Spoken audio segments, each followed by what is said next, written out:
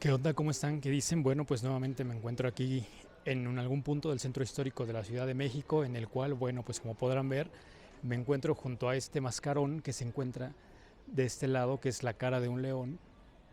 Y pues bueno, me preguntarán qué es lo que significa o por qué se encuentra ese mascarón ahí puesto, ¿no? ¿Qué es lo que significa? ¿Por qué está? Bueno, pues resulta que ese mascarón marca el nivel al que llegó el agua en la gran inundación de la Ciudad de México de 1629. Esa inundación que sucedió el 21 de septiembre de 1629 ha sido una de las peores y más devastadoras que tuvo o que ha tenido la Ciudad de México desde entonces, ¿no? Pero hay que recordar que desde la llegada de los españoles, después de la llegada de los españoles, al empezar a secar el lago, empezar a cerrar los canales que se habían construido, que Nezahualcóyotl había construido inclusive el gran dique que existía desde entonces, que inclusive separaba el agua dulce del agua salada del lago. Pues bueno, los españoles se dedicaron por construir la ciudad encima de lo que eran las ruinas de Tenochtitlán. Bueno, deciden cerrar todos los caminos y desecar el lago. ¿Qué sucede? Que se empieza a inundar. Hubo inundaciones previas en 1555, en 1604, en 1607 y finalmente la gran inundación de 1629, que fue donde agarró un poco más de 2 metros el agua. Y este es uno, aquí muestra el nivel al que llegó efectivamente el agua en ese entonces. Tardó 5 años el agua en bajar. Es decir, obviamente no había ningún sistema de captación pluvial, ni mucho menos, ni drenajes, pues tardó 5 años. Obviamente esto trajo que en las familias españolas que vivían en esta área de aquí, que eran aproximadamente 20,000, bueno, pues se fueran y quedaran únicamente, entre las que se murieron y las que se fueron, quedaron aproximadamente cerca de 400 familias nada más, ¿no? Mucha de la gente se fue a Puebla precisamente porque decían que siempre se iba a estar inundando la Ciudad de México.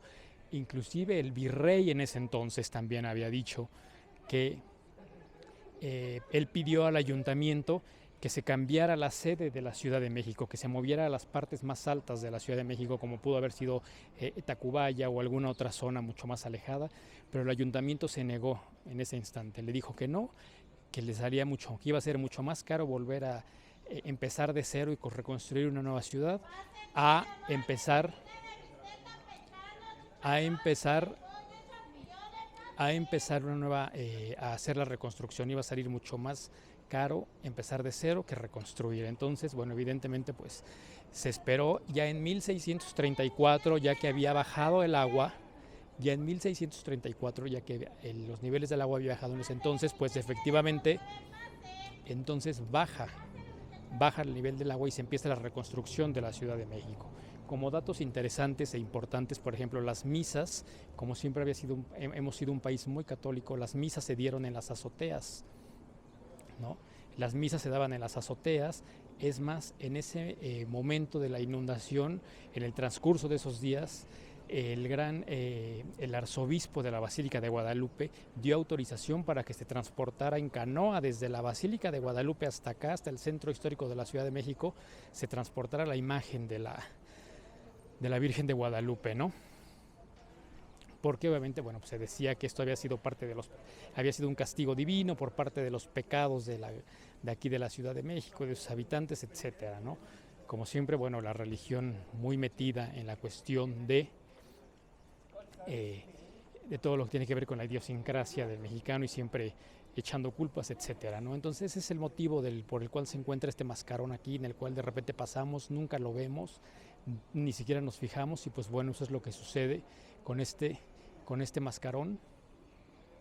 Este es, cuando ustedes lo vean y llegan a venir aquí, pues se darán cuenta que es y significa el nivel al que llegó el agua de la gran inundación de la Ciudad de México en 1629.